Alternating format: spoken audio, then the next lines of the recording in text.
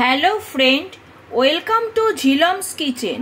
ঝিলমস কিচেনে আপনাদের সবাইকে স্বাগত। আজকে আমি আপনাদের সাথে শেয়ার করতে চলেছি পনির ভুর্জি রেসিপি। চটজলদি মুখরোচক কিছু বানিয়ে খেতে চাইলে পনিরের এভাবে ভুর্জি বানিয়ে নিয়ে রুটি, পরোটা, নান সব কিছুর সাথে খাওয়া যেতে পারে। আপনাদের যদি আমার এই রেসিপিটা পছন্দ হয়ে থাকে তাহলে লাইক, শেয়ার, কমেন্ট করবেন। আর আমার চ্যানেলের নিত্য নতুন রেসিপির আপডেট পেতে গেলে আমার চ্যানেলটিকে অবশ্যই সাবস্ক্রাইব করবেন। পনির ভুর্জি বানানোর জন্য আমি গ্যাসের উপর একটা কড়াই বসিয়ে নিয়েছি। তাতে নিয়ে নিয়েছি রিফাইন্ড অয়েল। তেলটা গরম হয়ে গেছে।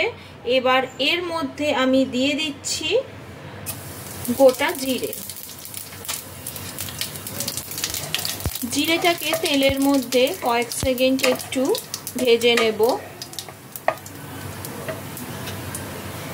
এবার আমি দিয়ে দিচ্ছি কুচনো পেঁয়াজ। এখানে আমি একটা বড় সাইজের পেঁয়াজকে ভালো করে কুচি করে নিয়েছি।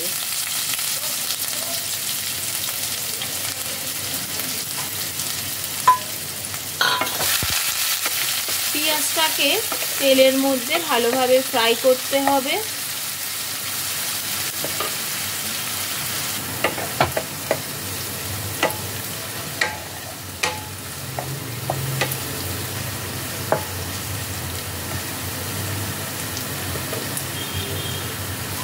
এভাবে ভাজতে ভাজতে পেঁয়াজের কালারটা যখন খানিকটা চেঞ্জ হয়ে আসবে তখন আমি এর মধ্যে দিয়ে দেব আদা রসুনের কুচি।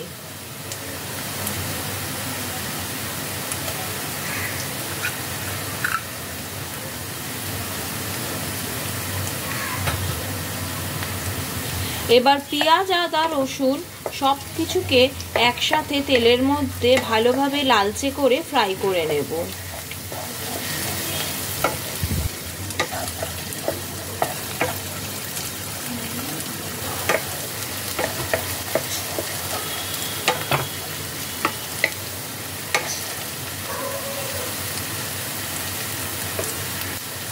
পেঁয়াজ, আদা, রসুন ভালোভাবে লালচে করে ভাজা হয়ে গেছে।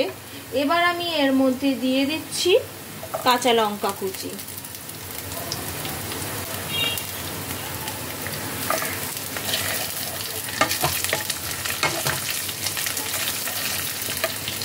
আর দিয়ে দিচ্ছি টমেটো কুচি। এখানে আমি একটা বড় সাইজের টমেটোকে কুচি করে নিয়েছি। এবার টমেটোটাকেও ভালো করে খানিকক্ষণ নাড়াচাড়া করে নিতে হবে।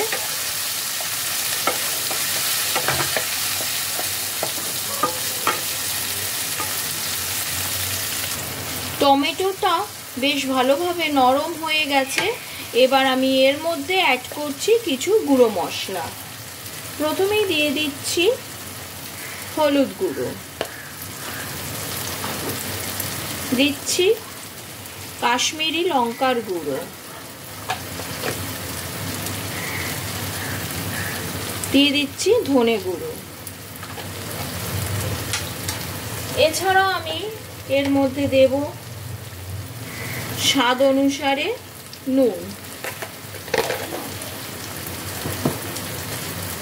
আর দেব চিনি। এই সমস্ত কিছু দিয়ে আবারও একবার ভালোভাবে মিশিয়ে নেব।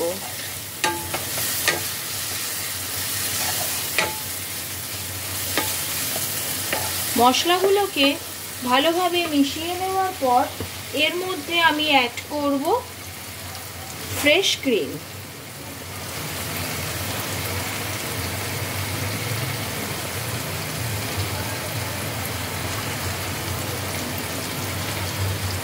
ফ্রেশ ক্রিমটাকে মশলার সাথে ভালো করে মিশিয়ে নেব।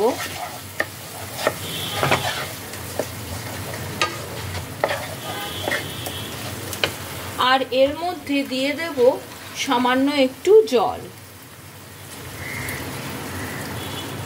যাতে মশলাটা কোনোভাবে পুড়ে না যায়।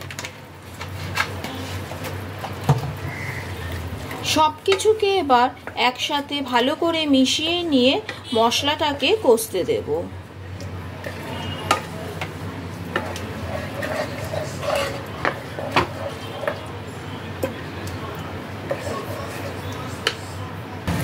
মশলাটা ভালোভাবে কষে গেছে।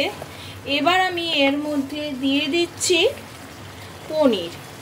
আমি এখানে 400 গ্রাম পনিরকে ভালোভাবে স্ম্যাশ করে নিয়েছি।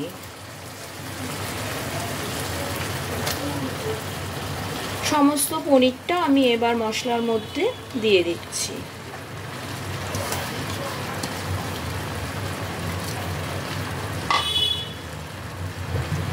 এবার পনিরটাকে মশলার সাথে ভালো করে মিশিয়ে নিতে হবে।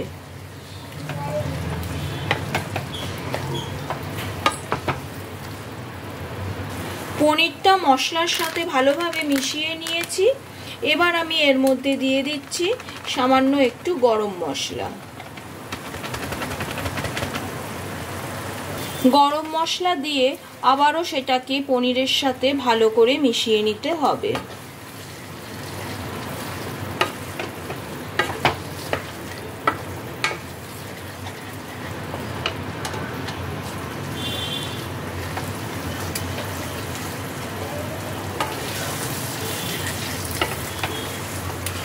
এখনো পনির ভুর্জিটা একটু জল জল ভাব আছে। এই জলটা যতক্ষণ না টেনে যায় ততক্ষণ একটু ভালো করে নাড়াচাড়া করতে হবে।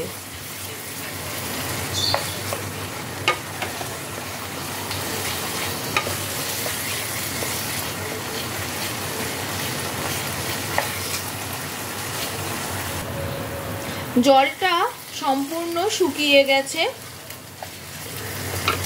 এবার আমি দিয়ে দিচ্ছি কাসুরি মেথি। কাসুরি মেথিটাকে আমি প্রথমে ড্রাই রোস্ট করে ক্রাশ করে নিয়েছি।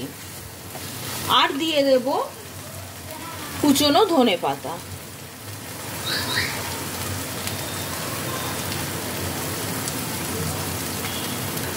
এইবার পনিরটা দিয়ে কাসুরি মেথি আর ধনেপাতাকে ভালো করে মিশিয়ে নিচ্ছি।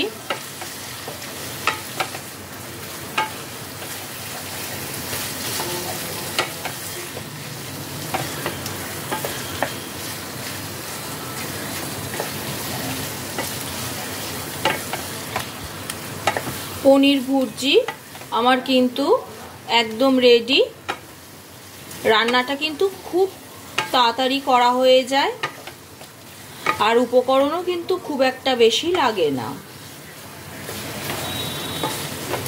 খুব তাড়া থাকলে, তাড়াতাড়ি কিছু বানিয়ে নেওয়ার ইচ্ছে থাকলে আপনারা এই টাইপের কোনো রেসিপি বানিয়ে অবশ্যই নিতে পারেন। ডিনারে রুটি, পরোটা, লাচ্ছা, নান সব কিছুর সাথে খেতে কিন্তু এটা ভীষণ ভালো লাগবে।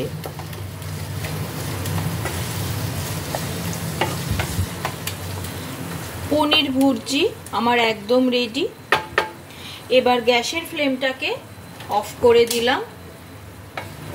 গরম গরম পরিবেশনের জন্য একদম রেডি পনির ভুর্জি।